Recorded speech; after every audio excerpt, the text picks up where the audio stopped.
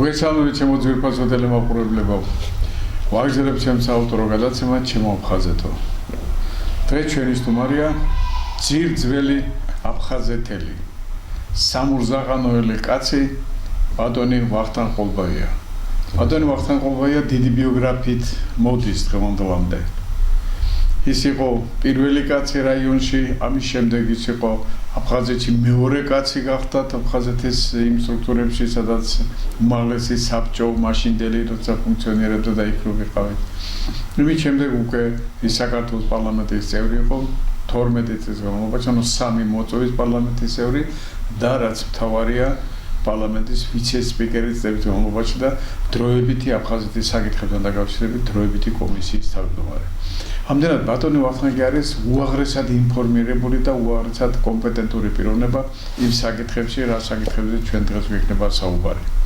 მოგესალმებით ბატონ ვახტანგი, დიდი მადლობა მოგზაურობისთვის, რომ გამონახეთ დრო და დღეს დავხდებით ერთად და პირველ რიგში დამდეგ ახალ წელს გილოცავთ ვირფასო აფხაზეთელებო და მთლიანად სრულიად საქართველო. განსაკუთრებულ ენგურს გაღმა ყოფ აფხაზებსა და ქართველებს მინდა და სხვა ეროვნების წარმომადგენლებს მინდა მიულოცო ახალი წლის მობრძანება და ძალიან ბევრ კარგ და სასიკეთო ცვლილებებს გვერდება ეს ახალი წელი და მე დარწმუნებული ვარ რომ აი ამ ახალი ცვლილებები ჩვენ ალბათ 25 წელი იქნება გადამწყვეტი ეტაპი ჩვენ და აფხაზების შერიგების პროცესში რომელიც 30 წელიწადი აგრძელდება და მე დარწმუნებული ვარ და მე შემიძლია ოპტიმისტი ვიყო ამ შემთხვევაში რომ ჩვენი აუცილებლად ჩვენი ერთად ყოფნა მართლაც ღმერთის ნებით მოხდება და ჩვენ ერთად ავაშენებთ სრულიად განსხვავებულ და სრულიად სხვა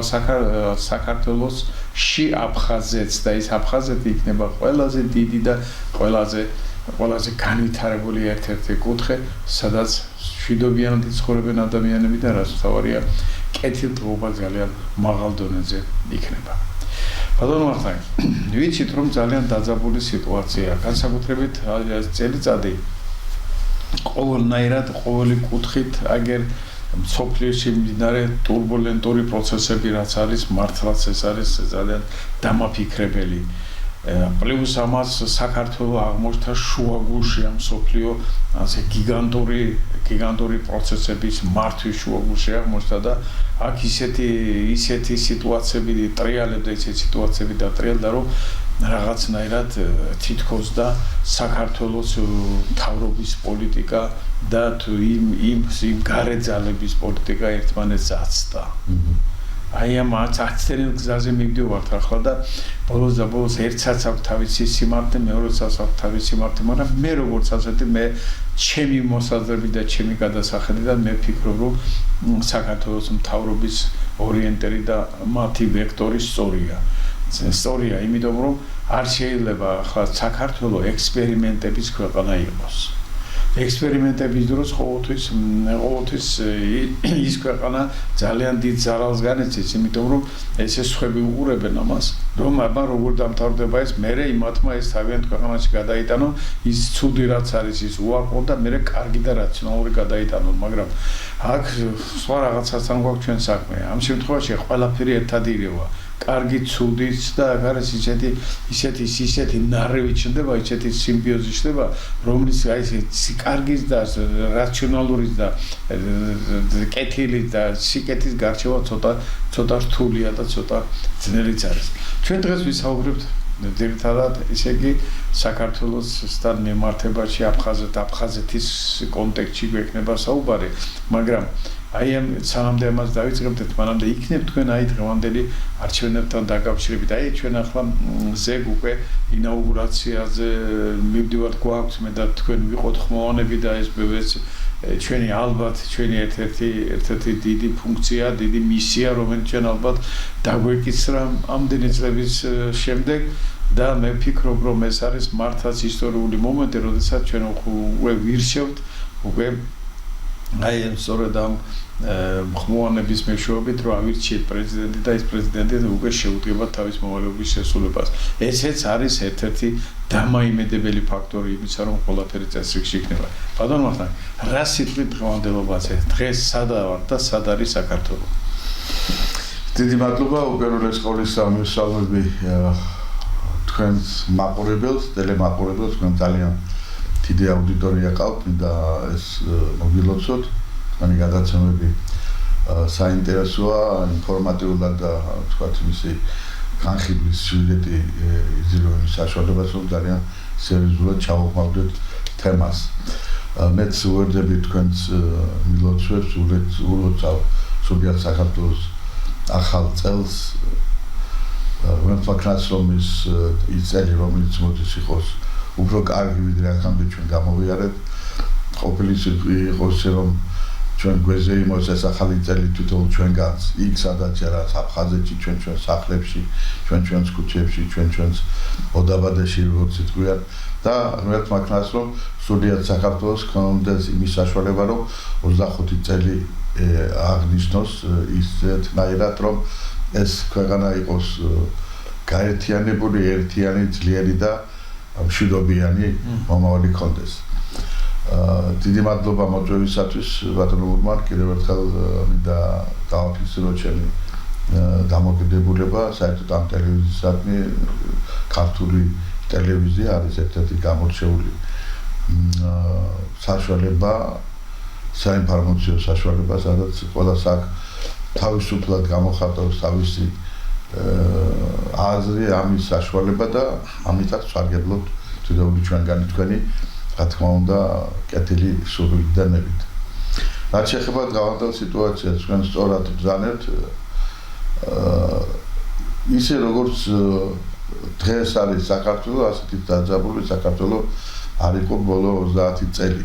თუ არ ჩავთვლით იმ პერიოდს, როცა სისტემათა წყობა ვთქვათ იცვლებოდა, ერთი სისტემა, ერთი სოციალური, პოლიტიკური წყობა ინაცვლებოდა მეორეს, ეს ძალიან მტკივნეული პროცესი იყო, მოგეხსენებათ თქვენ და ჩვენ ერთი თავის ხალხი ვარ და მეტნაკლებად ჩართული ვიყავით ამ პროცესებში და გვახსოვს როგორ მძიმედ გადაიტანა ეს ჩვენმა ქვეყანამ და ბუნებრივიც არის ის თაობა, რომელიც 70 თითქმის 80 წელი ერთ სისტემას ემსახურებოდა ერთი სისტემის ავკარგიანობას ვთქვათ იღებდა მეტნაკლებად ყველა რა თქმა უნდა ის დიდი დისიდენტური მოძრაობა, რომელიც საქართველოში იყო, მან რა თქმა უნდა თავისი კვალიტატობა და ამან განაპირობა ბევრად ის რომ მოხდა ვთქვათ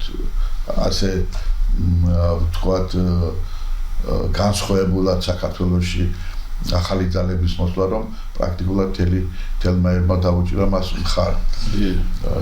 შეიძლება ითქვას, რომ შემზადებული იყოს სამისოთ ხელისუფლება. და მე იმ პერიოდში პარტიული ფუნქციონერი გახდით, მაგრამ ყველა შემთხვევაში მე ვგრძნობდი ახლა თქვენთვის არ იყოს ინფორმაციების ხონდა და იქ ის პერიოდი იყო, როცა მთელი ერი პრაქტიკულად ერთად დადგა.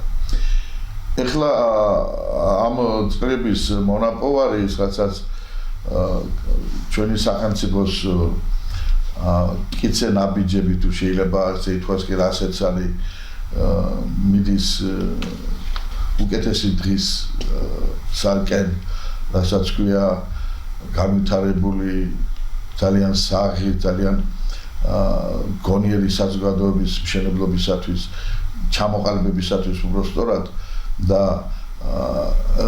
უნდა ვეზიეროთ იმ თვისებებს, რომელიც ჩვენ გქონდა, ჩვენი ტრადიციული ეროვნული ვეზიერად და ბაზირად თქვა ჩვენი შესვლით წინსვლით ევროპაში, ეს რატომღაც თქვენ სიტყვა ახსენეთ აცდენილი და ეგ ზოგიებს გონიათ აცდენილი, მაგრამ დღევანდელ ხელისუფლებას ერთი წუთითაც არ უთქვამს, რომ უკან დაიხია სიღანა გადაუხვია. ამიტომ ხო ზოგიერთ მიაჩნიათ რომ აცდენილად, მაგრამ ეს ვისაც აინტერესებდა, ვისაც თვითონ უნდა რომ ეს ასე იყოს, მაგრამ ასე არ არის. ასე არ არის. დიახ, ნამდვილად ასე არ არის და რამდენადაც პარადოქსული არ იყოს ის ქვეყნები, რომელთაგან ვითომ მიასწავლებენ იმ გზით მივდივართ, რომელიც თქვა ჩვენს მეზობელს აქვს, იქ აკრიტიკებენ საქართველოს სწრაფვას ბოლომდე ევროპისაგან და იქაც ამას როგორც თქვენ არ უყურებენ დადებითად თქვათ ასე, მაგრამ ჩვენთან არიან ძალები სამწუხაროდ შეიძლება ცდებოდნენ და შეცდომაც არ არის ასე ვთქვათ მიუტეველი თუ ეს დროზე გამოსწორდა რომ სხვაგან მიდივართ მე არ მგონია ქვეყანა მიდიოდეს სხვაგან და მე ჩაგეკითხებით ამ შემთხვევაში ესე იგი აქ როგორ ჩემი გადასახედით არასაკურველი აქ შეცდომათან არა გვაქვს ჩვენ საქმე აქ მოფიქრებულ ბოროტებას ამ გვაქვს ჩვენ საქმე მე ასე ვფიქრობ იმიტომ რომ როდესაც მთავრობა ამბობს როდესაც ხელისუფლება ამბობს ჩვენ მოემზადებით უფრო კარგად ჩვენ დღესო დავიწყოთ მოლაპარაკება არ გაგიხსენს მოლაპარაკების პანჯარას ევროპა ესეც ხო ვიცი თანაც ეს ცალსახად გაცხადებულია რომ 2030 წლამდე გაფართოება არ მოხდება ევროკავშირის. მაგრამ 2030 წლამდე მთელი 6 წელიწადია, ხო? ამ 6 წელიწადის განმავლობაში რა მოხდება? ეს არავინ არ იცის. რა მოხდება? იმიტომ რომ ეს არის ერთ-ერთი ჩვეულებრივი საერთაშორისო დონის გაერთიანება, ხო? მეც ევროკავშირი. მაგრამ ამისანა გაერთიანება ეგრე ალტერნატივა ეგრე შეიქმნა უკვე BRICS-ის სახით. და BRICS-ი ამ შემთხვევაში დღევანდელი BRICS-ის შემადგენლობაში და იმ სახელმწიფოებში მსოფლიო მოსახლეობის 57% მოიყარა თავი და რაც მთავარია ბატონო მართლა მე როგორც ეკონომისტი ამ შემთხვევაში ეკონომიკის სიძლიერით ვაფასებ ხო ამ ეკონომიკის სიძლიერიდან გამომდინარე მთლიანი შიდა პროდუქტის მიხედვით უკვე ჭარბობს იმ ევროპასა და ამერიკის მთლიან შიდა პროდუქტს აი ზუსტად BRICS-ის ეს მთლიან შიდა პროდუქტი ანუ მათი ეკონომიკა და რესურსები ძირითადად აქ არის თავმოყრილი რუსეთში არის მსოფლიო რესურსების 57%, 54% უფრო სწორად. პლუს ამაზე, ესე იგი აქ იმ ხელა რესურსებთან გვაქვს ჩვენ საქმე, იმ ხელა რესურსებთან და მარტო რუსეთი ხო არ არის, მთელი აზია არის. ამ შემთხვევაში ჩართული.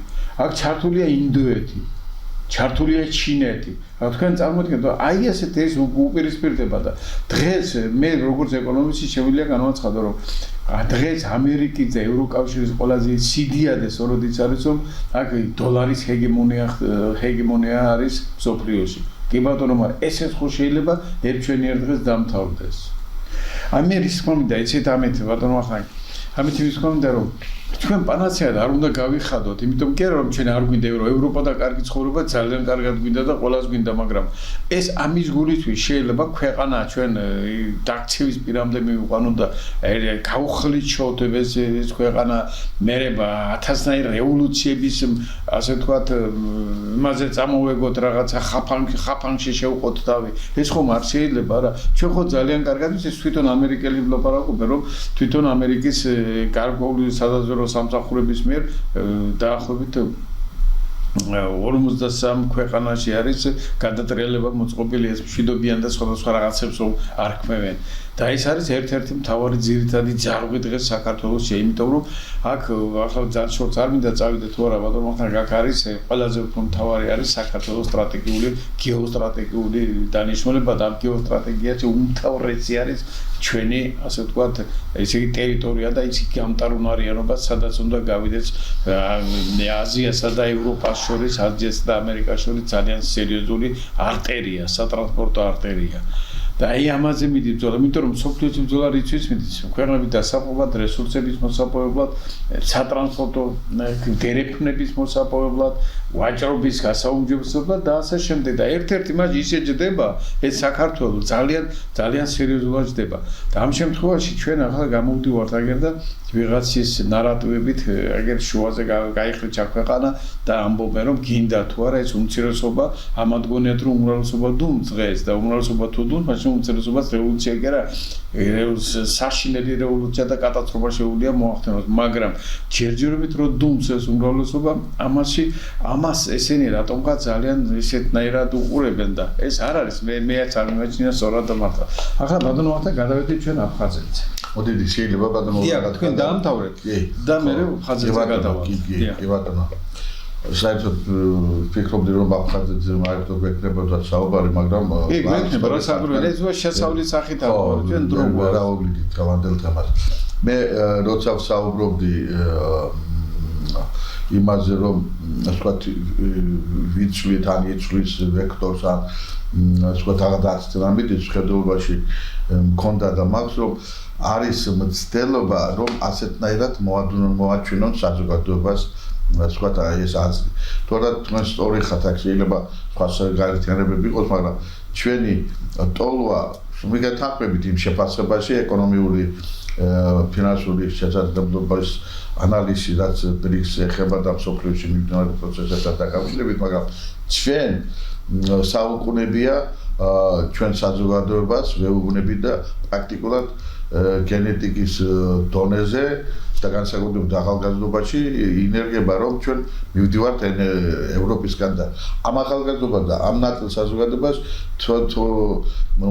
ეუბნებია რომ არა უხვევს და ატყუებს ხელისუფლება ამ გზიდან გადახვევის ასე ვთქვათ რაღაც ნაბიჯები არ არსებობს ამის თქმა მინდა რომ არ არსებობს ამის აცდენის არცერთი რაღაც მომენტი. თქვენ კარგად აღნიშნეთ ახლა ერთ-ერთმა ლიდერმა ოპოზიციის სხვა აი ჩვენ მოვართ ხელისუფლება და 30 წლიდან ჩვენ ვიქნებითო ევროკავშირის წევრი. კი, მაგრამ ხელისუფლებას ამასაც ლაპარაკობს გასა 30 წლიდან ჩვენ შევდივართ და სხვა ყველა პირობა იმისათვის რომ ჩვენ მივიღოთ ზად იმისათვის რომ სულფასოვნად შევიდეთ ჩვენი ინტერესებით. რა თქმა უნდა ჩვენი ინტერესებით შევდივართ ევროპაში და ევროპას ამ ინტერესების უარყოფა არ შეუძლია. ჩვენ ღირებული ვართ ევროპისათვის, ჩვენი მდიდარი ისტორიით გამოცდილებით და ჩვენი განსაკუთრებული რწმენით. ხო ეს მინდოდა მე თქვა თქვენს შესავალში. რაც შეეხება თქვა აფხაზეთის თემას აფხაზეთის თემა ის არის ყველაზე მნიშვნელოვანი და ჩვენთვის ეს და რასაკვირველია ბატონი ვახტანგი და ალბათ მათ შორის მეც გახლავართ რომ ის ადამიანები რომლებიც ჩვენ ძალიან პრაგმატულად უდგებით ამ აფხაზეთის პრობლემის საკითხს საერთოდ ჩვენ არასოდეს არ გადავაჭარბებთ იმ და არ გადავალთ იმ ზღვარს რომლის იქით უკვე იწყება გარკვეულწილად ის არსებული კონფრონტაცია შეიძლება წარსულში იყოს მაგრამ აი მომავალში რომ გავაღვოთ ასეთი რამე იმიტომ რომ ერთამდენმე თვისობამ ბატონ ვახტანგის ეგერ უშუალოდ ეგრეთ წოდებული უშუალოდ საბჭოს მდივანთანაც ჰქონდა ჩართვა პირდაპირ სატელევიზიო ჩართვა და ამან ძალიან დიდი რეზონანსი გამოიწვია და ნუ სხვათა შორის მაშინ ორჭოქულად თქვა იმ პატრიცემულმა შამბამ მაშინ ბატონ ვახტანგი ჩვენ ბოლოს ესე იგი ჩვენ შვილებს და შვილიშვილებს ნუ დავუტოვებთო ამ პრობლემას გადაწყვეტას. კი ბატონო, მაგრამ თუ კონსენსუსი არ შედგა, მაშინ როგორ შეიძლება ამ საკითხს გადაწყვეტ? ამაშია საქმე, მაგრამ დღეს ჩვენ შიიტ აფხაზეთის პრობლემები ძალიან გვაღელვებთ. თუნდაც ბატონო ვახტანგ, თქვენი აზრით, რამ გამოიწვია აი რამდენიმე თვით ადრე იგივე ეგრეთ წოდებული პრეზიდენტის ბჟანიას გადადგომა. რა იყო, რით იყო ეს გამოწვეული? მაინც, იმიტომ რომ ეს შეიძლება ეს უკვე ცოტა რეტრო თემა, მაგრამ მე მაინც ფიქრობ, რომ აი აქედან რატო გიგითხებით ამასაც ამ კითხვასაც გავაგრძელებ მე და რაღაც თქვენი აზრი მაინტერესებს. იმათო რეტრო არ არის, იმიტომ რომ პრაქტიკულად ცხელია ეს თემა დღემდე აფხაზეთში და თქვენ და ჩვენ ვიცით ახლა მაყურებლის დიდმა ნაწილმაც რომელიც ამ თქვენს გადაცემას იცის ეს ისტორია რაცაც აფხაზეთის უახლო ისტორია ქვია მე არ მივდივარ ახლა სერვერებში თუმცა პატარა მონაკვეთები შეიძლება მივყვანოთ მაგალითად თუ როგორ ყალიბდებოდა და რაც გულისხმობს აფხაზური ეგრეთ წოდებული მენტალიტეტი და აფხაზური განწყობა ერთი რამ არის ნათელი ბატონო მურბა რომ აფხაზეთი საუკუნეების მანძილზე გარკვეულ წილად ცდილობდა თავი დაემკვიდრებინა როგორც თუ ძალიანად დამოუკიდებელი თუ არა ასე ვთქვათ თავისი მეობის თავისი ასე ვთქვათ გეოგრაფიული მდგომარეობიდან გამომდინარე ეგრეთ წოდებული დამოუკიდებლობა დაემკვიდრებინა და ყველას მისთვის უნდა პატივი უნდა ეცა და დიახ და გახსოვთ თქვენ რა თქმა უნდა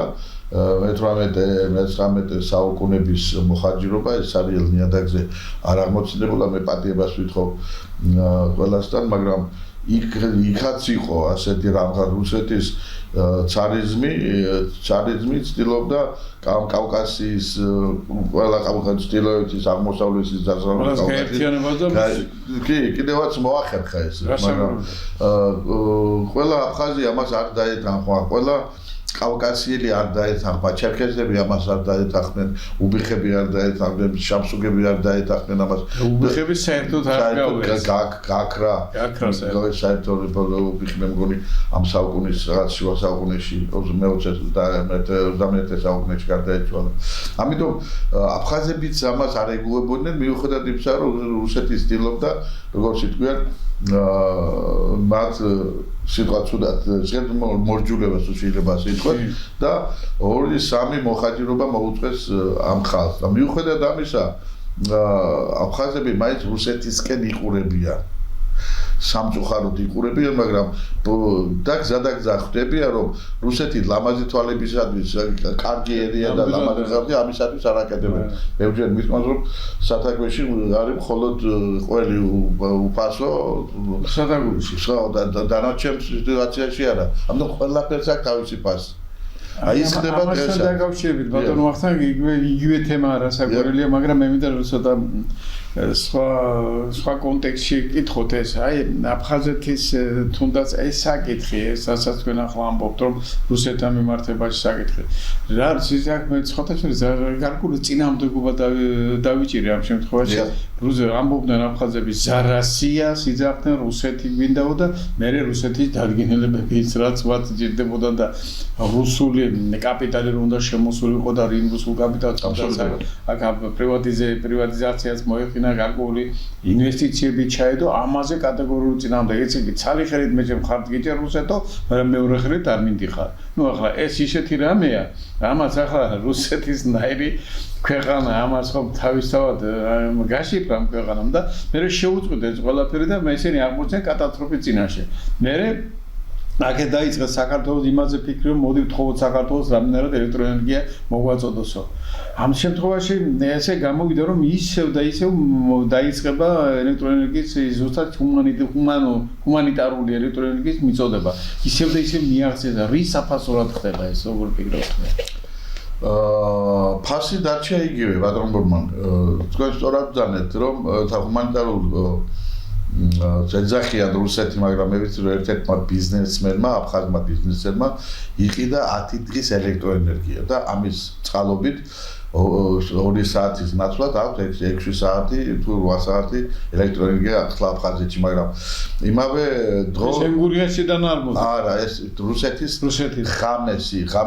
ღამე პერიოდში ძალიან იაფია ელექტროენერგია და ღამე აწვიან ამ ელექტროენერგიას და ამიტომ არის ფასი ცოტა ნაკლებია და ამასთან ერთად კი რუსეთი რაღაც გარკვეული პერიოდი ჰუმანიტარულად აძლევს მაგრამ ყველა შემთხვევაში იგი დააწიეს განცხადება ეს მანამ სანამ აფხაზები ფიქრობენ რომ მოაწერონ თუ არა ხელი ეგრეთ წოდებულ პატაღებულ შეთანხმებას ინვესტიციების დაობაზე და კატეგორიულად თქვენს თუ ეს არ იქნა ხელმოწერილი ჩვენ ისე იმ რეჟიმზე გადავდივართ, რასაც შეზღუდვები ქვია ხელფასების გაჩერება, პენსიების გაჩერება და ასე შემდეგ. ჩამოვნებს რომ ვერ უხდიან ხელფასს. მინდა დაიწყოს. ამიტომ აფხაზები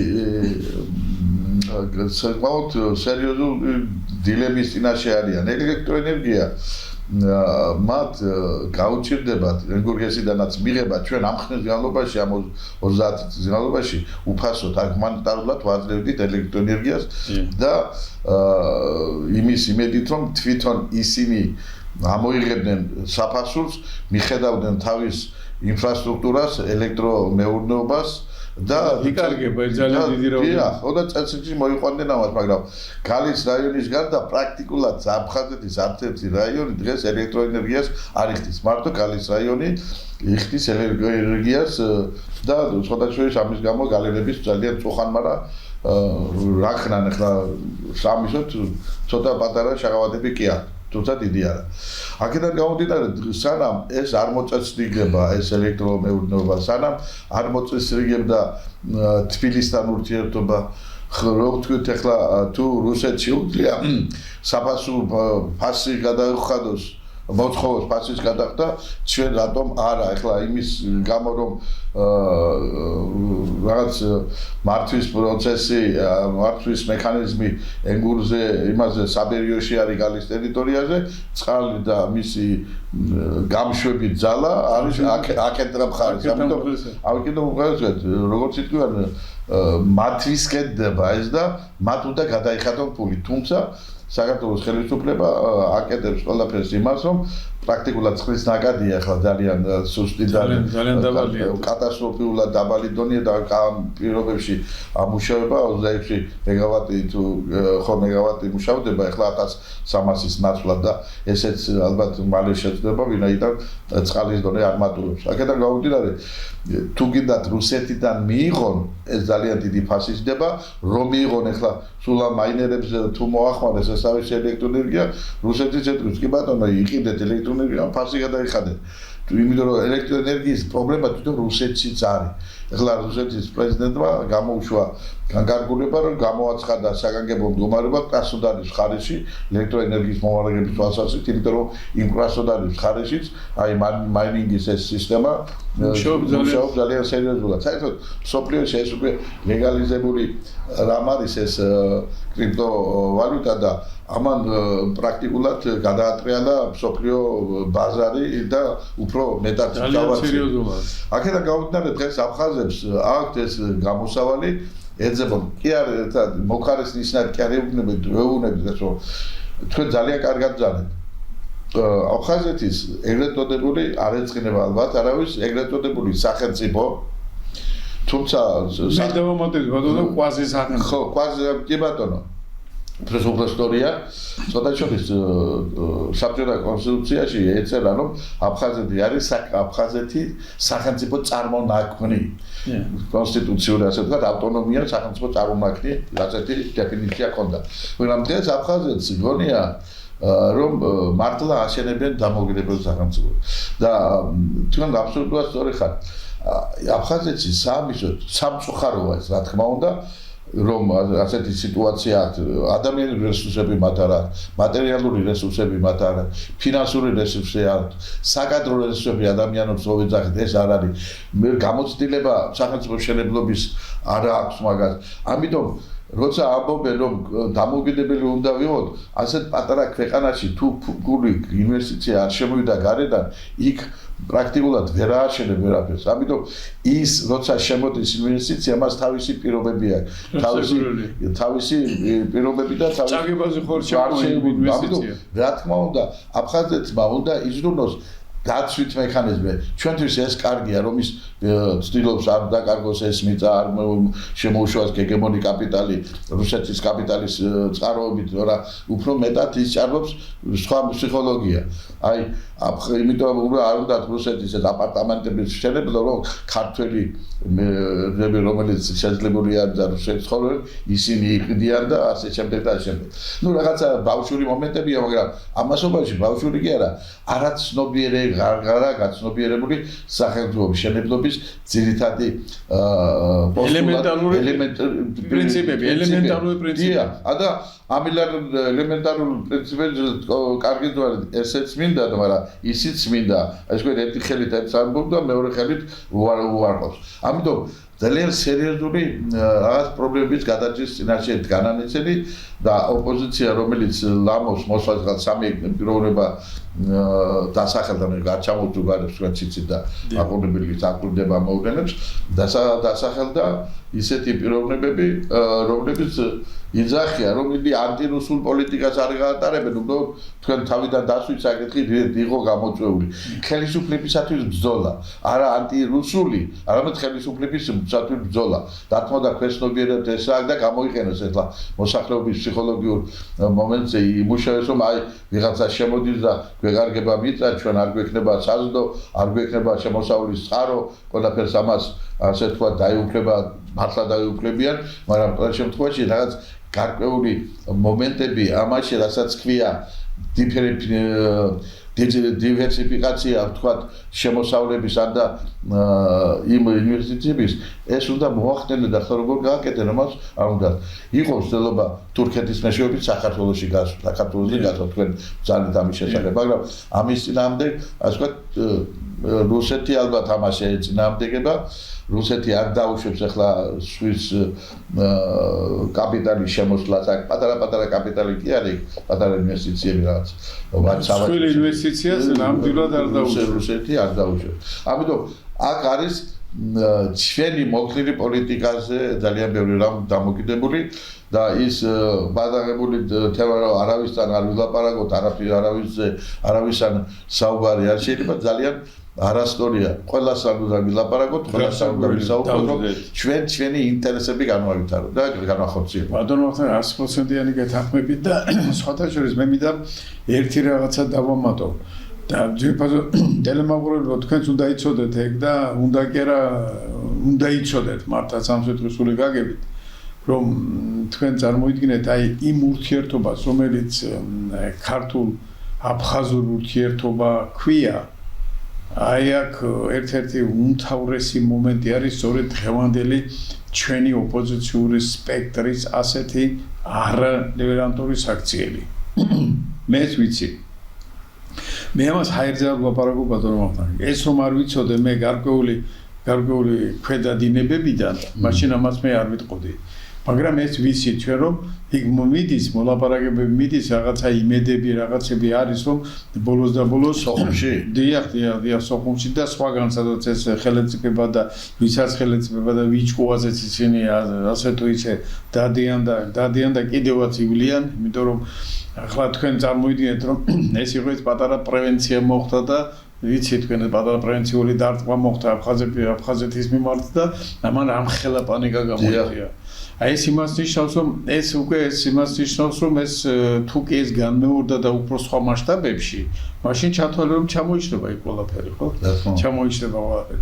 ახლა 4 თუ 5 ისაყავთ არა კანდიდატი პრეზიდენტობაზე. ხო და 3 დარეგისტრირდა. 3 დარეგისტრირდა კიდევ არიანიქ და თქვენ წარმოიდგინეთ ახლა ეს ქვეყანა ხომ არ არის ეს არის ერთ-ერთი რეგიონი სადაც ცხოვრობს როგორ თვითონ ამბობენ 254,000 კაცი და ჩვენ როდესაც ვიყავით და როცა საქართველოს შემადგენლობაში ვიყავ აფხაზეთი 539,700 კაცი ცხოვრობდა აფხაზეთში. მაგრამ ამ ხელარ განახევრებულზე უფრო მეტია, ხო? ნახევარზე კი 40% დარჩა მოსახლეობის. და ისიც სხვათა შორის რომან იყოს გალისიის ქართველი მოსახლეობა, ისიც არ ეკნებოდათ მათ. იდეა გამოდის რომ ახლა ჩვენ რომ ვამბობთ რომ ძირფაზო აფხაზეთელებო და ჩვენ ძირფაზო აფხაზებო, თქვენ არ იფიქროთ რომ ჩვენ მე ეკონომისტი ვარ და ციფრებით მიყვარს მანიპულირება. და მე რეალური სურათი ეს არის ოფიციალური სურათი 51% აფხაზები ცხოვრობენ დღეს აფხაზეთში. ასე არ ყოფილა ეს. მე თვითონ თქვენგან ვიცი ეს ინფორმაცია. თქვენგან იქაური წყაროებიდან ვიცი მე ეს ინფორმაცია რომ აფხაზები პირველ ადგილზე კი არ არიან, აფხაზები მესამე ადგილზე არიან თავიანთი რიცხოვნობით. სამწუხაროა ეს. მე ძალიან ჩემთვის პირადად ეს ტრაგედია გარკვეულწილად, იმიტომ რომ მე მინდა რომ იქ აფხაზი იყოს. აფხაზი იყოს იქ დომინანტი. მე რაც ვიყნებით და როგორ ვიქნებით, ქართველები ჩვენ ყოველთვის ვიქნებით და ყოველთვის დღესაც ცხოვრობს 55,000 ქართველი. რა ცოტაა? არ არის ცოტა, მაგრამ თქვენი თირამე დაიმახსოვრეთ რომ აფხაზეთია ის და ჩვენ ერთად უნდა ვმართოთ ის ქვეყანა. ქვეყანა კი არა, ის მხარე, ის კუთხე და მე თუ ვიდა სახელმწიფო წარმონაქმნია თქვენ ბრძანეთ ბატონო მახთან. თუ ეს სახელმწიფო წარმონაქმნია, მაშინ ჩვენ საქართველოსთან ერთად, რუსეთთან ერთად, თურქეთთან ერთად, იმ მეგა რეგიონებთან ერთად, რომლებიც რეგიონის ესე გიგანტები რომ არიან აქ, რუსეთი, თურქეთი, ირანი, ევროპა, ბატონო ჩვენ პლუს ამას ცენტრალური აზია ნაკლებია ბატონო მახთან. აი ეს ყველაფერი და ამ დროს აქ უკვე რა ხდება იცით ახლა შუა დერეფნის ის შემთხვევითი არ არის ეს პრობლემა წამოჭრილი დღეს. ეს პრობლემა არ არის, ეს უკვე რეალობაა. შუა დერეფნის საკითხია. აქ ისე იმდენმა ტვირთმა უნდა გაიაროს და ისეთმა ტვირთებმა უნდა გაიაროს, რომელიც ეს მარტო ეს ანაკლით არ შემოიფარგლება ეს შეიძლება ამან აფხაზეთზეც გაიაროს. შეიძლება კი არა, აფხაზეთზეც არის ეს ორიენტაცია აღებული. თუ ეს აფხაზეთზე გაივლის, მაშინ როგორ გინდა თქვენ საქართველოს აფხაზეთის ურთიერთობა თუ არ დაალაგდა?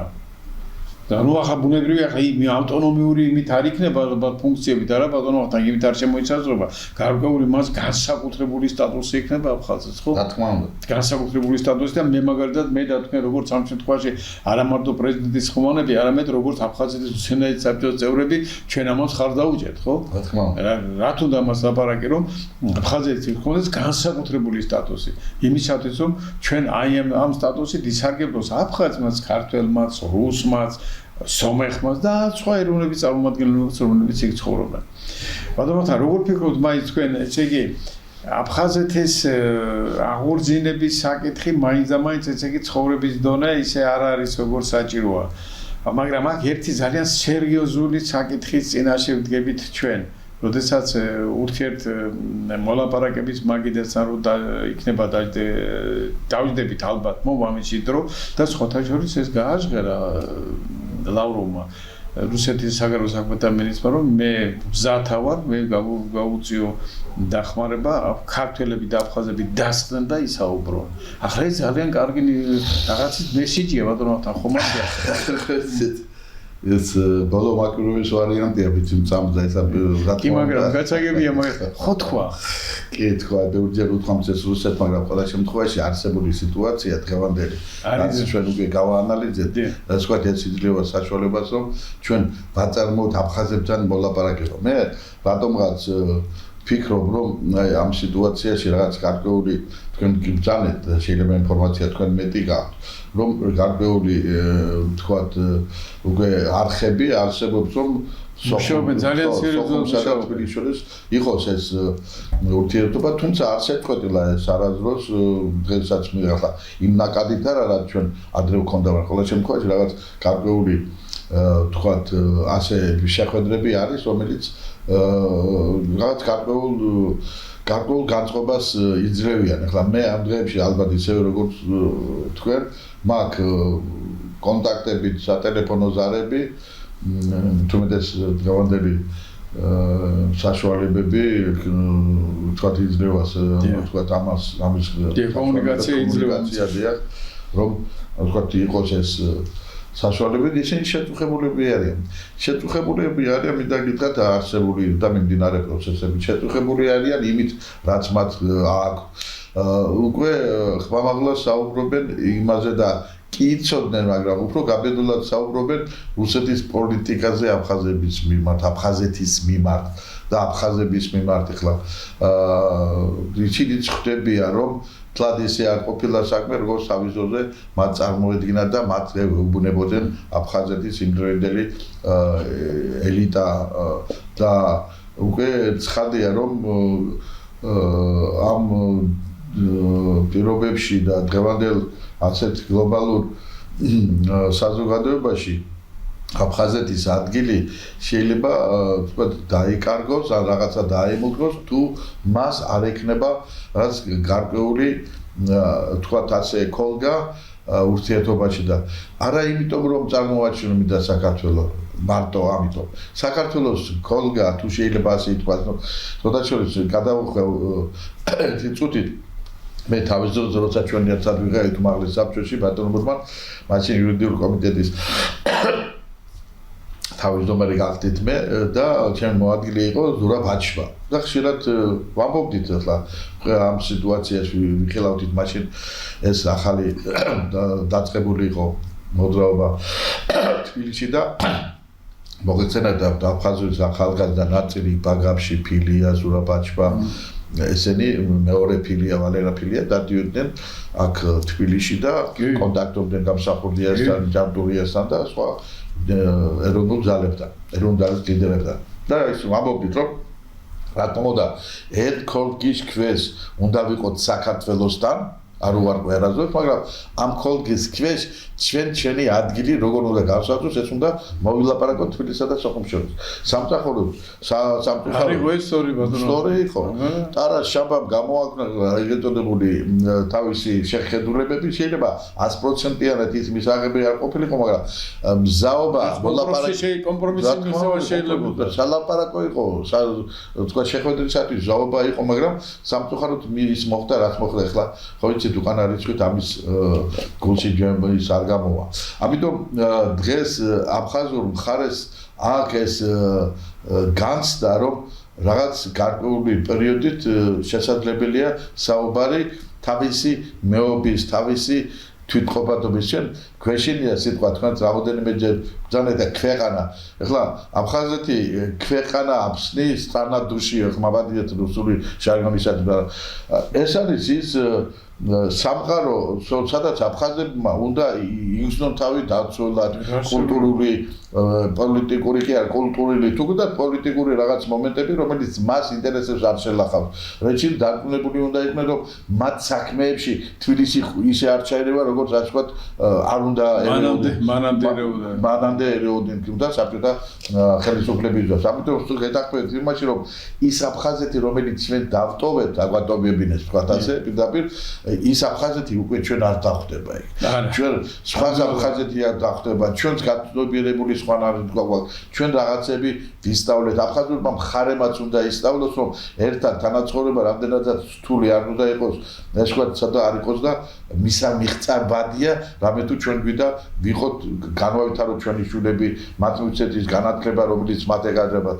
ეხლა ცოტა მას ვიზამ ბატონურმა ეხლა რომ მოხდა იქ კვლელობა სამწუხაროდ პარლამენტში ხო დიახ პარლამენტში ეგრეთ წოდებულში იქ ორი პიროვნება ცნობილი აგვარები ვის დაიღუპა ისიც და მოხდა შეტაკება თქვათ ეკონომიურ ყოფით საკითხი ვთქვათ ასე ამ კრიპტოვალუტის და ამ მაინინგების თაობაზე ეხლა წარმოიდგინე ჩვენ რომ ყოფილიყავით იქ ასეთ სიტუაციაში ქართველები ჩვენ ჩართული ვიქნებოდით ამ პროცესში.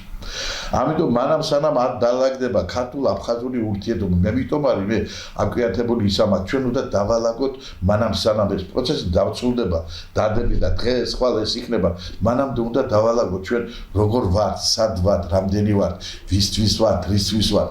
რამე თუ მე არ იყოს ეს ნაჯახით ვთქვათ დასაჯელი. ამიტომ დღეს ნებისმიერი ვთქვათ ასე უთანხმოება ძალიან რბილად ვთქვათ სოციალურ საკითხზე იმას შეიძლება ის გადაიზარდოს პოლიტიკურ ასე ვთქვათ მომენტში. ამიტომ ჩვენ მზად ვართ კი დღეს თლიანად რომ ერთხელ რო იყოს დაბრუნება მზად ვართ იქ დასაბრუნებლად თუ გინდათ ფსიქოლოგიურად უნდა შინაგანად და ასე შემდეგ.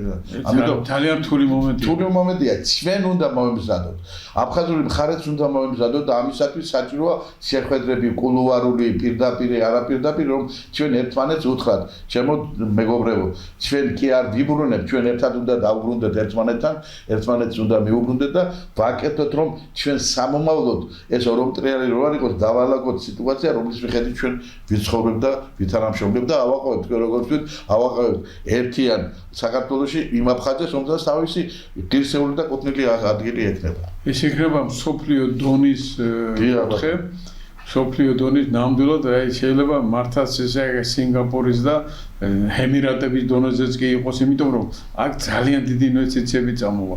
დღეს მარტო რუსეთი არაა დაინტერესებული რა თქმა უნდა წამოვა ხო აბა აბსოლუტურად რუსეთს უნდა თავისი ინტერესები აქვს თავისი დაუსვა თავისი გარკვეული ნაწილი ტერიტორიის რომელიც ყველაზე საუკეთესია იმ ტერიტორიას ის წაიღებს თავისთვის იქ რასაც უნდა იმას გააკეთებს და იმას სულ არ აინტერესებს ის აფხაზი როგორი ცხოვრობს რას გააკეთებს როგორი ცხოვრების პირობები ექნება მას კი ინფრასტრუქტურა შეიძლება პატარა რაღაცა დაეხმაროს მაგრამ ყოველ შემთხვევაში დღეს ყველაფერი არის აბსოლუტურად ნულიდან დასაწყები ნულს ქვემოთ არის უკვე ყველაფერი აფხაზეთში და აფხაზეთი არის ფაქტობრივად გაჩანაგებული აი თქვენ რომ ბძანეთ ეხლა პატარა რამარკაც გავაკეთე აი თქვენ რომ ბძანეთ იქ რო დაალაგდეს სიტუაცია თბილისთან ვთქვათ წამოვა არა მარტო რო ვთქვათ წამოვა ევროპული ინვესტიციები წამოვა სოფლიო დონის ინვესტიციები წამოვა ამიტომ არ იქნება მარტო დივერსიფიცირებული იქნება მართლაც და მაშინ ის ინვესტიციება არ იქნება მარტო ერთ სახელმწიფოზე ჩამოკიდებული დიახ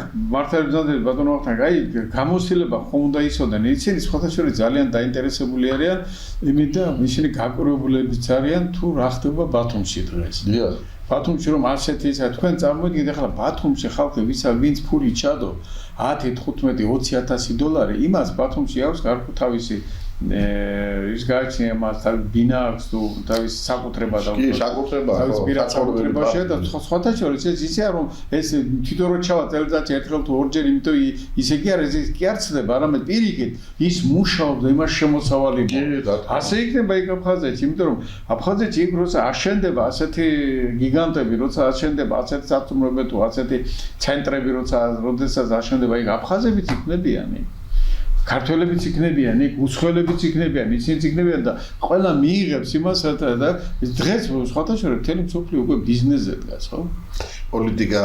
პოლიტიკა არის ბიზნესი. პოლიტიკა არის ბიზნესი თუ არა დღეს ესე იგი თავარი არტერია სად გადის დღეს ბიზნესზე გადის. ბიზნეს ფულის კეთება კი არ არის, ეს არის კეთილდღეობა. ეს არის რაღაცის ქონების შეძენა, რაღაცა სიახლეების გაკეთება. რატომ მიდის ეს იცოდნენ უნდა ჩვენმა მეგობრებმა, რატომ მიდის ეს ომები? რატომ მიდის გადანაწილება რო ხდება? ხა ტერიტორია იმდენად არ აინტერესებს. ეს მესამე მეოთხე ადგილზეა ბატონო, ხთან ტერიტორიის დაპყრობა დღეს. თქვენ წარმოიდგინეთ რომ გადაუჭრათ ომები რატომ ხდება. პირველი ადგილი ის არის რესურსების მოპოვება. რესურსების მოპოვება და რესურსებს რომ მოიპოვებ, მაშინ უკვე შენ შეგვიძლია ეს რესურსების საშუალებით შენ უკვე დაიპყრო ბაზარი. ბაზარი რო დაიპყრო, შენ ამისთვის ჭირდება გარკვეული, ესე იგი ბაზრების ათვისება, შენ ჭირდება ტერიტორია და მისასვლელი გზები. აქ იმდენი ერთმანეთთან გადაჯაჭვული პროცესები მიდის და ეს ყველაფერი ამით ეპიცენტრში გვინდა ჩვენ რომ აფხაზეთი მოიქცეს. კი, ჩვენ გვინდა აფხაზები მოიხსნან და აფხაზებმა უნდა გაიგონ ჩვენ ძმებო და მეგობრებო, რომ ეს არის ის სად ვერ გავექცევით ამას, ვერ სადაც და დროზე უნდა გავითავისოთ. კი არავინ გეპატიზებათ, გინდა თუ არ გინდა თავკუთ მოგდეჯილი წამოდით საქართველოს წიაღში არის ხამოდით და ეს იურისდიქცია. დავიწყოთ პატარიდან, მცირედან და მე ნახოთ როგორ იქნება. შეიძლება რაღაც გარკვეული პერიოდი ჩვენ ნახოთ რომ უკვე შეუგვებელია ჩვენ ერთმანეთთან ყოფნა, მაგრამ დავუცდეთ, გავიაროთ. ეხლა თქვენ ახსენეთ შამბაზსა და ჩემი ძალიან მოკლე დროის დიალოგი და დაამთავრე ჩვენ შვილებს ხომ დაუტოვებთ ამას გადასაწყვეტად. თუ ჩვენ გინდა რომ შვილებს არ დაუტოვოთ ეს გადასაწყვეტა, ჩვენ უნდა გადავდგათ ნაბიჯი, რომელიც დაგვაახლოვებს ერთმანეთთან. დაგვაახლოვებს ისეთნაირად, რომ ჩვენი ინტერესები გამომდინარე საერთო ინტერესებიდან გამახორციელოთ. ეს იქნება სწორი ხარ თქვენ ეკონომიური, ესე ვთქვათ, ფინანსური, მატერიალური მომენტები, რომელიც ქვეყანას სხვა განწყობას შეუქმნის. დღეს აფხაზეთის სინამდვილეში სამწუხარო ის არის, რომ რაც მართლაზე გაურკვევლობა. ძალიან გაურკვევლობა, ახლა თვითონ ერთმანეთს ეკითხებიან, რა გვინდა? გვინდა ვთქვათ იმის აშენება, რასაც ლამობ და ამისათვის რა არის საჭირო უნდა იცოდე. თუ ეს არის იმაჟნამე უნდა იცოდე რომ სხვა გზა უნდა აირჩიო და არა ის რა გზა დღეს გაქვს. ამიტომ გაურკვეველი სიტუაცია თვითონ აფხაზურ ეგრეთ წოდებულ ისტაბლიშმენტში და თვითონ თუ არ დალაგდებიან თავის მიზნებში, თავის ამოცანებში, მათ გაუჭირდებათ. იმის მაგიდათ რომ მაგერმად ჯერჯერობით არ არიან ჩამოყალიბებული. არ არიან, მართალი ხარ. აი მაშინ საქმე და სამწუხაროდ ეგ არის და ამიტომ ჯობია რომ ჩვენ დავუჯდეთ ერთად მართლა ჩვენ ეს 30 წელიწადი შეიძლება ჩვენ გარკვეულწილად გაუცხოვდით მაგრამ გაუცხოვების ასე ვთქვათ რელაქსაცია შესაძლებელია. აბსოლუტურად გადაგიხადე. მე ფიქრობ რომ ეს შესაძლებელია, იმიტომ რომ მე მაგალითად ახლა ჩვენმა თაობა მოდორ ვახტანგ.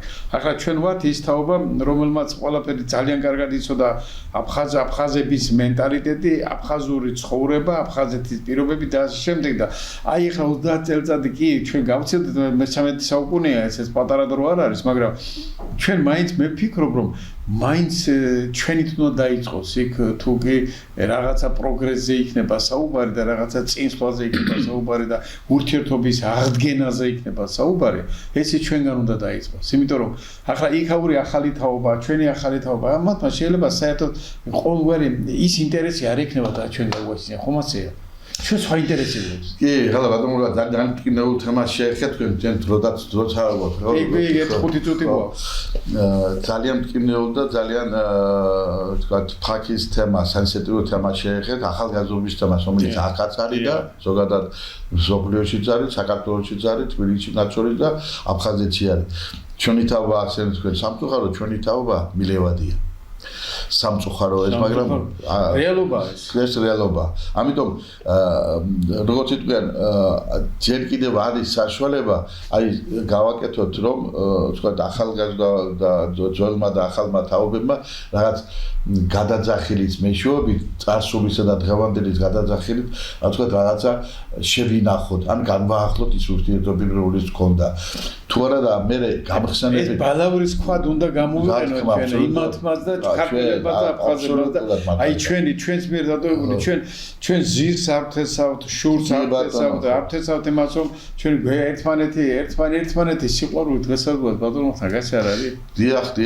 გვაქვს ჩვენ ეს სიყვარული. მოხდა ის რაც მოხდა, ხო ვიცით რა როგორ მოხდა. ვისი ხელდასმით მოხდა ეს? ვიცი.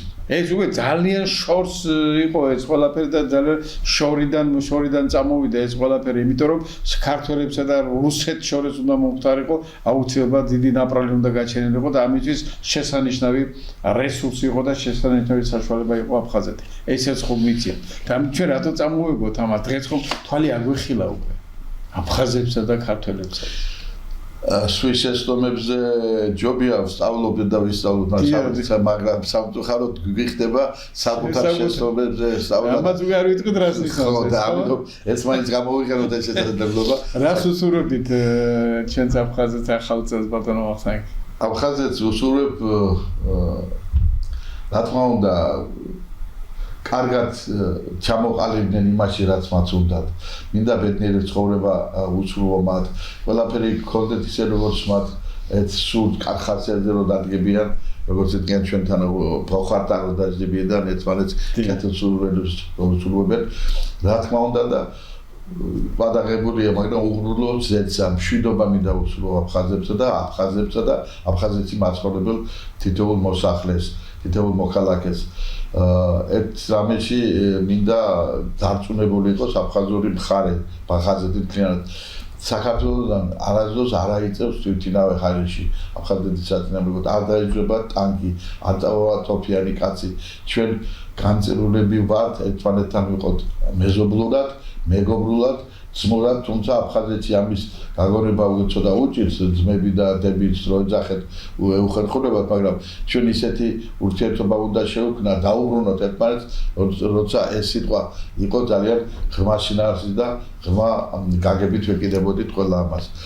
ბედნიერ ახალ წელს გილოცავთ, ბედნიერი და სიკეთის მომტანი იყოს, ბარაქის ჯანმრთელობის, კარგი განწყობის მომტანი იყოს თქვენთვის, ჩემო აფხაზურ მეგობრებო, ჩემო თვითფასო აფხაზეთის მაცხოვრებელო, თითოეული თქვენგანი და ღმერთმა ქნას, რომ თითოეულ ჩვენგანს გქონდეს საშუალება იცხოვროს ისე, რომ მაფობლი იყოს იმით, რასაც დიდად იცხოვრობს და აკეთებს.